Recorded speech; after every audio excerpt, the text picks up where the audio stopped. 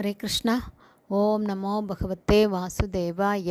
नारायणं नमस्कृत्यं नरं चैव नरोत्तमं देवीं सरस्वतीं व्यासं ततो जयम् उदीरयेत्। नष्टप्रायेषु अभद्रेषु नित्यं भागवत सेवयां भगवती उत्तमश्लोके भक्तिर्भवति नैष्टकी। मुखं करोति वाचालं पङ्गुं लङ्कायते गिरिं यत्कृपातमहं वन्दे श्रीगुरुं दीनतारिणं परमानन्दमाधवं श्रीचैतन्य ईश्वरं। हरे कृष्णा. ஸ்ரீமத் பாகவதம் ஸ்கந்தம் 8 அத்தியாயம் 24 பகவானின் மச்ச அவதாரம் என்னும் தலைப்பில் பதம் 48. யத் சேவையா அக்னேர் இவருத்ரரோதனம் புமான் விஜஹ்யான் மலம் ஆத்மனஸ்தமக பஜேதவர்ணம் நிஜம் ஏசசோ அவ்யயோ பூயாத் ச ஈச பரமோ குரோர் குரு. ஹரே கிருஷ்ணா. இதோட பர்போட் ஆல்ரெடி பாதி பார்த்துருக்கோம், பேலன்ஸ் இப்போ பார்க்கலாம். வர்ணம் என்ற சொல் ஒருவருடைய மூல ஸ்வரூபத்தின் ஒளியை குறிப்பிடுகிறது. தங்கம் அல்லது வெள்ளியின் அசலான ஒளி அவற்றின் பளபளப்பாகும். அதைப் போலவே சச்சிதானந்த விக்கிரகத்தின் பாகமாக உள்ள ஜீவராசியின் மூல ஒளியாக இருப்பது ஆனந்த ஒளியாகும். ஆனந்தமயோ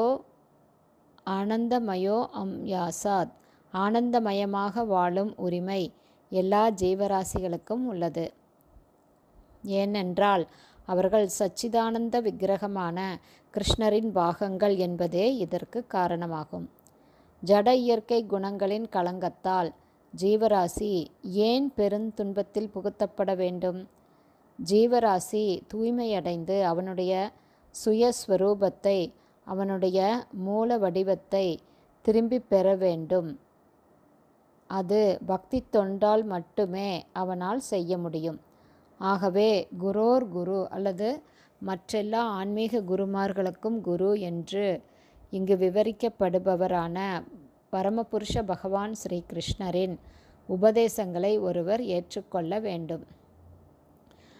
பரமபுருஷ பகவான் கிருஷ்ணருடன் நேரடியாக தொடர்பு கொள்ளும் அதிர்ஷ்டம் நமக்கு இல்லாமல் இருக்கலாம் என்ற போதிலும் பகவானின் பிரதிநிதி ஒருவர் பகவான் கிருஷ்ணரால் பேசப்படாத எதையுமே கூறமாட்டார்.